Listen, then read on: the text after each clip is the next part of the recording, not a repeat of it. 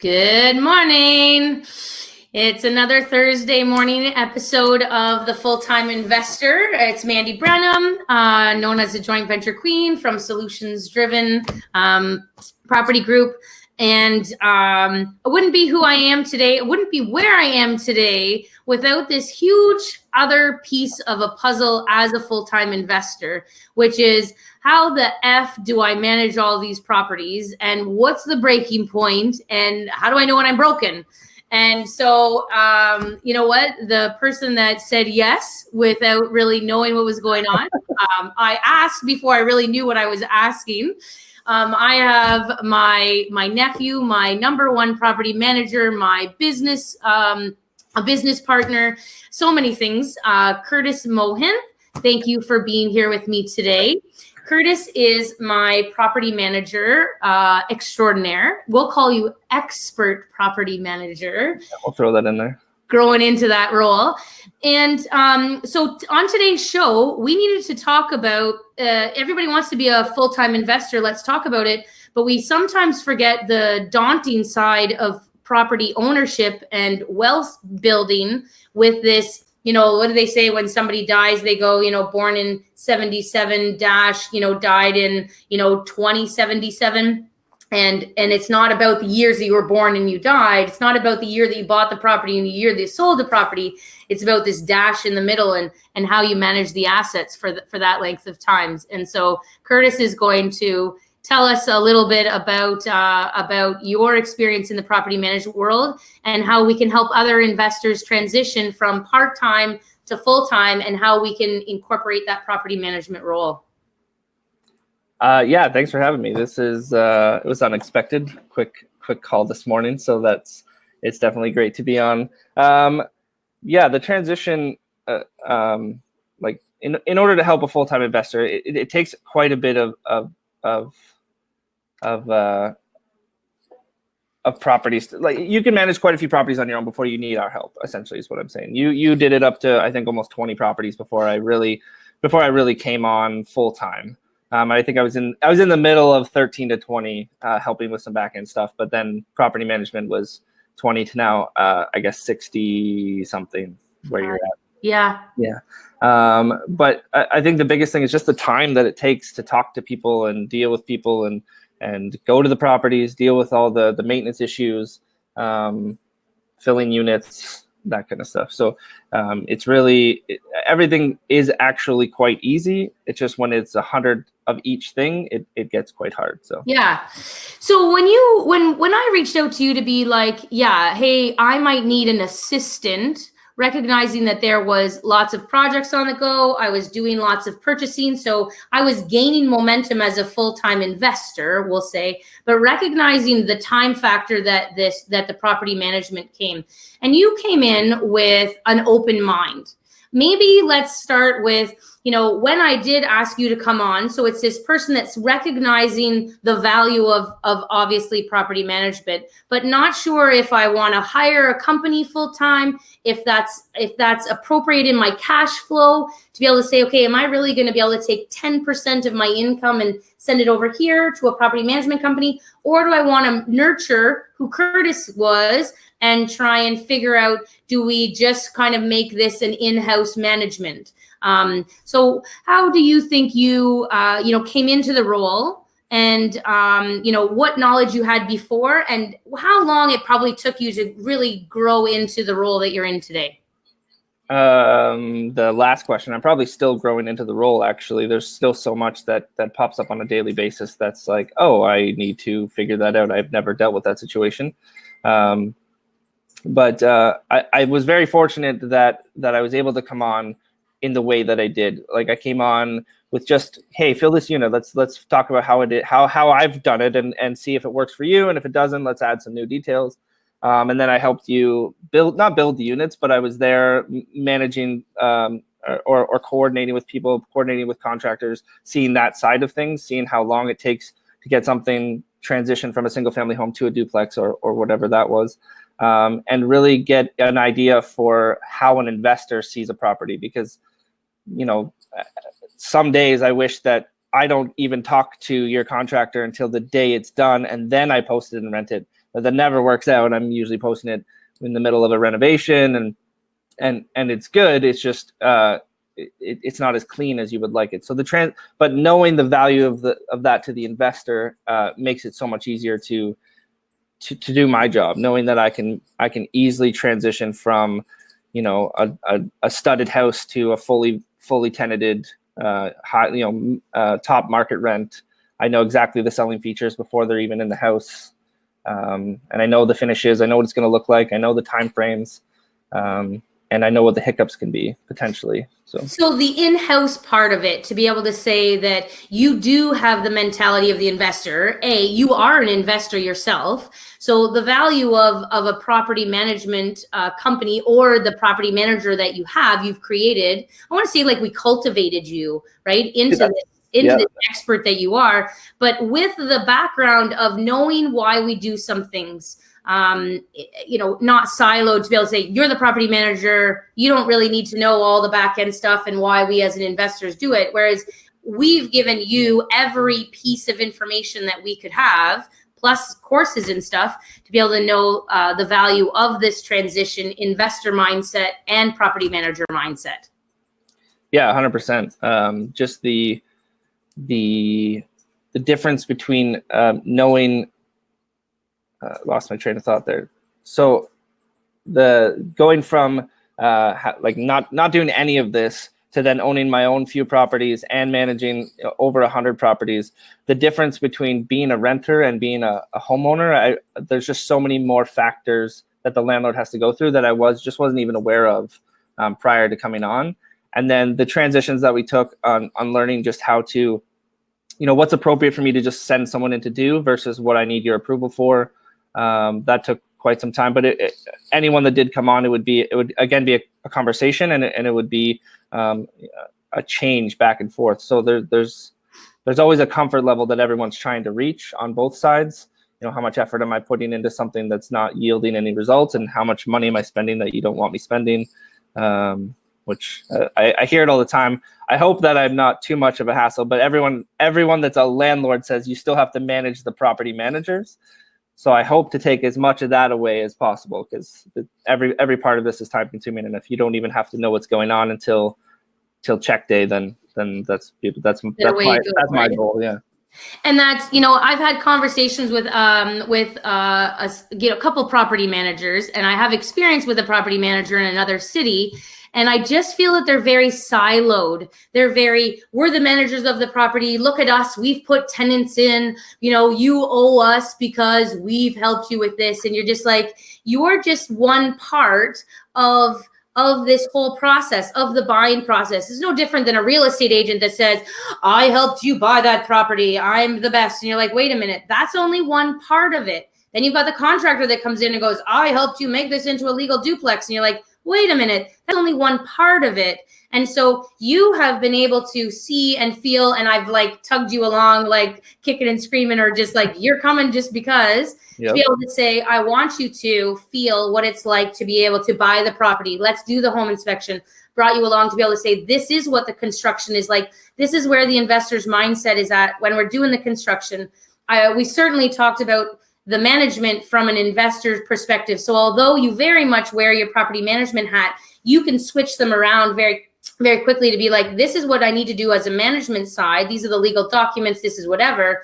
But this is the investor side, and this is why I'm going to do something this way, because you kind of have both hats. And then, of course, the end is creating that vision for a JV partner or for a financial partner to be able to say, this is why we're looking at the whole umbrella of companies to be able to keep your property going best. So, how do you feel about knowing all the parts of the property, but knowing that the majority of the time you wear the property management hat? It's good. I find I at first I had a hard time separating or removing emotion. Even on the tenant side of things, they always want something that the landlord snickers at or says like, well, why what do they need that done for? That's not even part of their unit, or the neighbor is blah blah blah. It's like, that's not my problem. But at the end of the day, it's just separating myself from every aspect of it and seeing everything from a top-down perspective, where I'm moving pieces on a board, not necessarily in the problem. I'm looking at the problem and figuring out how to fix it. Yeah. Yeah. So then how did you transition? Share with everybody the transition. So again, you came on with me as I was growing a portfolio. I think I was a full-time investor at that time, but I was like, a holy shit, can't believe I'm doing all of this kind of full-time investor, proving that I can leave my job, proving that I can work really hard to be able to make the income, and recognizing that I was constrained in my growth if I didn't figure out this property management thing. And in you come with zero property management skills, but a very open mindset. What are some of the courses you've taken, or places that you've gone, or resources that you have if somebody was also looking at a transition of creating a property management like this? Quentin was the biggest one. Quentin D'Souza's Shout course. out to Quentin. Yeah. I think this is almost every show I've done a shout out to Quentin. I've been twice. I went at the start of all of this to learn. What was the course called? I have the book here somewhere. Property Management Tools and something. I don't know if he had a specific name for it, but it's just Quentin's. Yeah. Where's my book? Oh, I have it right here. So this is one of his books. Property Management Toolbox. Yeah. Yeah. So it gives you a ton of resources just to deal with tenants on a human side of things. Like, here's what to do before it escalates, kind of thing. And here's the legal side of things without being a lawyer. What you can do and what you can't do, what you can say and what you can't say. So Quentin's was the biggest. And I went back a second time just for a refresher, and there was just so much more I was tuned into, because I wasn't paying attention to the little details, like what if a tenant says blah blah blah. Like, that's not a concern. There's a general process for everything, and his courses really set out, like, you get to decide what that process is, and if it doesn't work, you get to change it, but start with a process and work your way through everything. And then on top of that, it was actually, I think I learned quite a bit from just going to the landlord and tenant board. It's not something I want to do ever, but when you're sitting there listening to everyone else's cases, and you're worried a week before going that, do I have the documentation right? Do I have this right? And you show up and it's just you and this tenant in a room deciding your fate, and the judge only matters if you can't come to a conclusion. It was really big. It was a big eye opener to go as many times as we've gone in such a short period of time, and then to not have to go for quite a long time. So, yeah. You went to another event down in the city on Kayla Andretti. What was that? Was that one? Was that the Ontario Landlord Watch? Yes. Yeah. So that was more of like it felt like a collective mind of information. So they had quite a few property managers on stage with Howard Tobridges as the paralegal, sitting there just answering all the legal questions. But like, for the most part, people just want to know how to get rid of nasty people. That was the theme. It felt a little bullyish for a bit. Everyone, how do I get rid of this person? They suck. How do I get rid of this person? They're nasty. But that is the reality sometimes of property managers, that when they're good, there's no problems. You don't even really have to deal with anything. And when they're bad, they're really bad. And that's your whole life for 4 to 6 months until you get them out. So yeah. And you've certainly taken on that role. How do you remove emotion out of your day-to-day if you are, thinking investor wise and property management wise, and not getting stuck in those day-to-day emotional things that the tenants try and drag you into? Definitely still get stuck. So that's a problem. But just having the systems in place to tell them, and I think these words probably come straight from Quentin, to tell them it's not me, it's the system. It's not me, it's the way that our business is structured.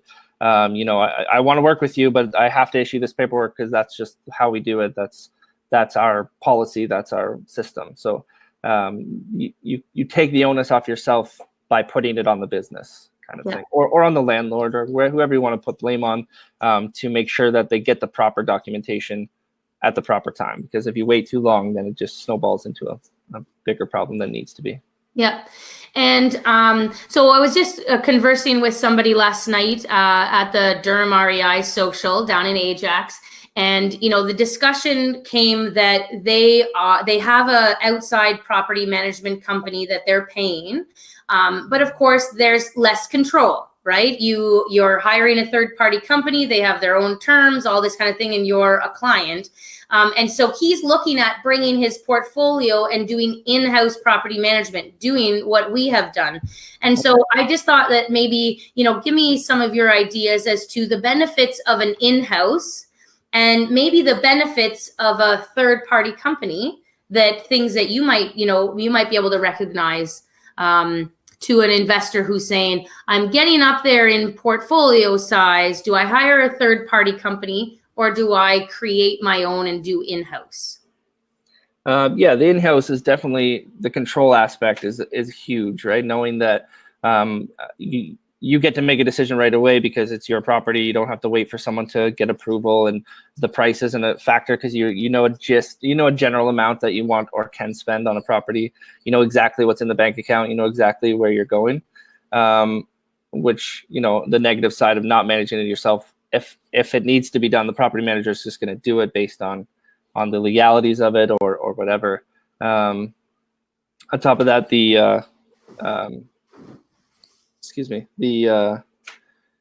in-house managing, I have the luxury of being your nephew, so I get to essentially in-house manage, but there's certain parts where it's just like, oh, I actually don't think she'll be okay with this. I have to call her and see where she wants to go. There's also potential partners involved that are, some of them are, they want all the information, some of them want none of the information. So it's just, it's really getting down to each individual property has its own set of rules. And when you're managing it yourself, the rules inside and out, and you can walk the line on all of those rules. When it's property management, an outside company, they have their own set of rules. They do what they know they're supposed to do. They write all their own tickets. They invoice you the way they want to invoice you. Because there's specifically, there's little things like purchasing a new washer versus purchasing a used washer, or do I do this work now, or do I do this work later, or what? I know the balances of most bank accounts, whereas if I'm managing for someone else, I don't know what they got going on behind the scenes. And if I send them $1,000 bill, that means the mortgage isn't getting paid this month or something like that, right? So in-house definitely gives you the control, but you're spending your time doing it all. You're connected to it. Yeah. You're connected to it. You're waking up thinking about it. You're putting your son to sleep thinking about it. It's your life inside the office and outside the office. So. Right. And I mean, cost savings, if there is a cost savings, I know the first time that we put into a joint venture agreement that there was going to be a property management fee, somebody would be like, well, why do you get paid? Why would I, as the investor, get paid for management? Well, whereas, as you continue to grow, we've built a professional property management company. Like there's no money going into my pocket. It's money that's going into the property management company just to be able to keep it up and going and stuff. But the professionalism, so how long do you think it was that we kind of, and I say, because you know what, I stand beside you, I always have, and I still do, although I let you do your expert thing there now. But we were rinky dink for a little bit. We were making shit up. We were, just kind of going as it is. Like, what was that one time? Like, I instructed everybody to change the locks, and we were like, never do that again. That was a big one. That was a learning lesson for sure.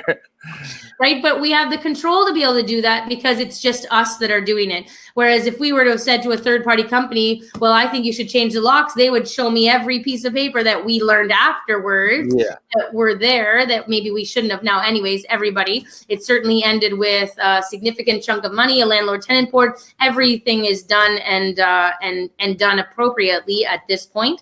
But it was certainly a learning lesson with property standards. I think that's who it was that we were involved with. Yeah, the Rental Housing Enforcement Agency. Yeah. Yeah, that one was fun. Curtis remembers exactly, and I'm just like vague about it. But of course, that's just kind of where it is. So I think there's definitely some benefits to being able to create your own in-house property management if you've got the stomach for it. And it takes time. How long do you think we were like rinky dink before we came out and said, you know what, we're doing this and it's going to be professional. Let's get things going up to the next level. I would say a solid year or close to.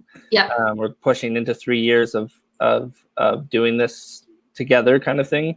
I think we're almost at the 2-year mark for the company. So I'd say a year into the company, we were still pulling on strings that didn't have anything attached to them. So we're better now. We have, good staff. We have good systems in place. We still got lots of tweaking to do to make sure we can continue to grow, which just comes down to software versus manpower pretty much. But yeah.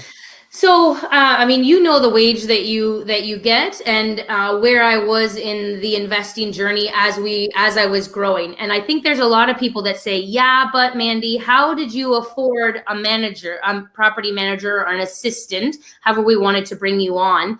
And maybe just kind of, talk about where I was when you came on, and what do you like? I'm going to push on you a little bit here, but to own your value, to be able to say, because you took on the role of what you did, and how much exponential growth could an investor that takes on an assistant be able to continue to grow, because this arm of something that occupies a lot of their time has been taken over by an expert. Yeah, I actually think about that sometimes, like a lot actually, just like if I was to hire someone, where do I feel I would need to be? And I might have come in a little early for you, but the few projects that you had on the go that you didn't have to show up on site for an inspector, you didn't have to show up on site for, the walkthroughs, the contractor let-ins, the key exchanges, all of that stuff let you buy 20, 30 more properties in a crazy fast amount of time, because you weren't concerned. You didn't have to leave your house. It was the only time you left is when we had a big boo-boo or something like that you needed to come fix. But I definitely felt it was a good transition. But on my side of things too, like the affordability, you gave me more than my wage.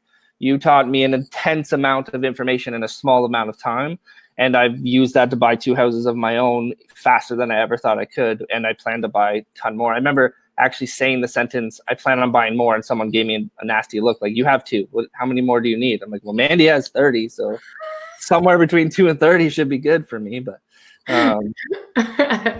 Right. So, and I agree with that. And we look at that for our contractors, and I'm sharing that with my mentees to be able to say that it's not sometimes the wage that you get, it's the wage and the education. Our circle of 5 in the business world, you're part of my circle of 5 and I'm part of yours. Well, there's probably a lot of viewers out there that would say, hey, I'd like to have either a high level expert property manager in my circle of 5.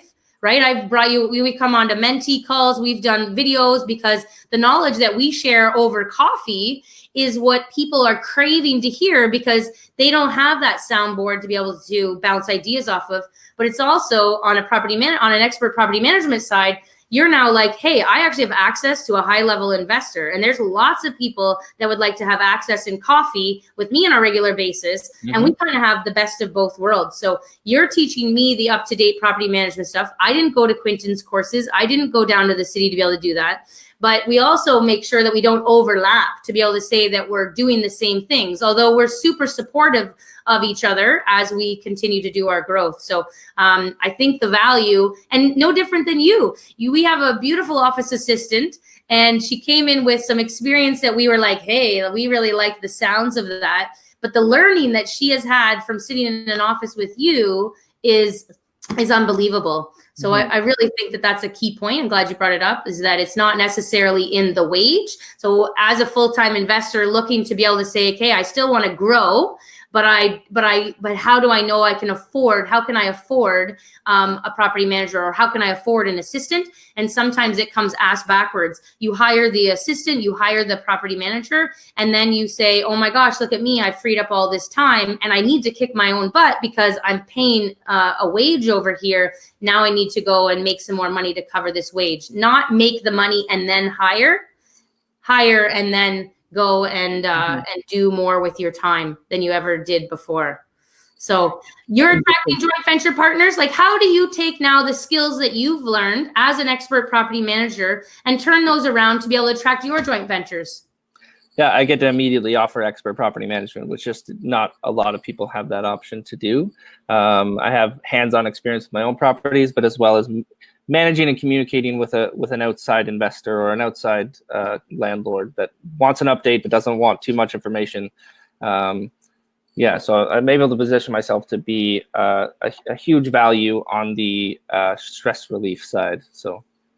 Yep. So when you're attracting joint venture partners, they're coming to you to be able to say, I have the capital, I can qualify for the mortgage, but I have no idea about the property management side. And I'd really like you to partner with to be able to go on and in doing an investment, knowing that they're investing with somebody who knows how to hold that asset for the long term. Yep. And gone through the whole permit process of start to finish, how closely I've worked with you and Larry, even to just start to finish, opening the permit, dealing with all the problems that a permit comes with, fire safety and all that kind of stuff. So that knowledge sometimes pours out of me and I'm like, how do I even know any of this? Like, it doesn't seem like information I thought I would have. Or like there's very specific information I have that just comes from being immersed in this industry kind of thing. Yep. So I usually leave people. We're coming to an end here with some questions, and I wanted to ask you what one of the hardest parts about being an expert property manager are. But I want to transition that just to let you know that the next question is, what's one of the best parts about being an expert property manager? The hardest part is everyone wants their questions answered. And not always, like, even though I know this job inside and out at this point, and I feel like I know the landlord-tenant board fairly well, I can walk into the landlord-tenant board tomorrow and they can throw my case out based on a feeling. The landlord and tenant board side is the most gray area of this possible. Everything else is black and white. How much money are we bringing in? How much money are we spending? And does it work? Yes or no? And you move on from there. It's all like property management is basically math, and the landlord tenant board side and the tenant side of things is philosophy and English. Like your answer can be different than anyone else's answer, and we're both getting an A or we're both getting an F, depending on how poorly the professor thinks we've written it. So that is definitely the hardest part. Knowing that I can do everything right and still be wrong in the eyes of the landlord tenant board. The best part, or what was the second part? Yeah, the best part. Time freedom, knowing that I can work 60-hour weeks, but then work a 20-hour week the next week because I've planned everything and coordinated with everyone, and just have I have enough knowledge to know that my timing is working. I know that I have to be there from the 28th to the 5th every day, nonstop until all the money's in. And then after that, it's just relaxing and not relaxing, but making sure maintenance is getting done and making sure the tenants are happy and communication's happening. But there's definitely, 7 days out of a month that are super intense. And I remember you said the words, this job is cyclical. Everything about this is like 2 months into working with you. And you said you're going to find some things are cyclical and some things are just super random. And there's so many things that are just the first and the second. This is what we're doing. There's no other thing we're doing. This is what we're doing every first and second. And then 14 days later we're doing something else because usually someone hasn't paid. And then it swings back. Julie was just saying, I can't believe it's the end of the month already. And I was like, no, it's the beginning of the month because here's a new process. Here's a new N4. Here's a new why haven't you paid your rent kind of thing. So definitely compartmentalizes the year a little differently for sure. And weather storms, you just kind of like hold on and go, okay, this is a snowstorm, and you don't process it like, oh, let's curl up by the fire, we're not going to go anywhere for a couple of days. You're like, oh shit, is every property going to be looked after? How many frozen pipes are we going to have? Whose furnace is not going to work? How many space heaters do I have available to be able to throw out? Yeah, you're probably filtering the world very differently. Yeah. How much rain did they say was going to fall in 12 hours? Like, what's going to happen? Flooded basements and whatever else. Yeah. There's certainly a lot of ups and downs, and I wouldn't have anybody else that I'd have beside me on this roller coaster of the dash of purchasing and selling a property. We're in the dash together to be able to make sure that we that these assets are going to be maintained, that tenants are going to have clean, safe, and appropriate housing. We really remind ourselves of that we are rental housing providers. We are not landlords, and that's, certainly thank you to Rain Canada, Don Campbell, to be able to change our mindset on that. We are rental housing providers, and that just is something we keep reminding ourselves as we do this job day in and day out. People just, they need a place to live, and we're the ones providing that. Yeah, no, I 100% agree. I really, you just drove home that dash point right there. It didn't really click until you just said we are in the dash, and I like that a lot. So that's cool. Yeah. We're in the dash together. So thank you very much for, again, for being my expert property manager and sharing all of your knowledge with all the viewers today. Thanks for watching, everybody. This was a great episode. I'll see you next week, same time, Thursday at 11 a.m. Eastern Standard Time for another episode of the FullTime Investor. I'm Mandy Brenham, Joint Venture Queen, signing off for another week.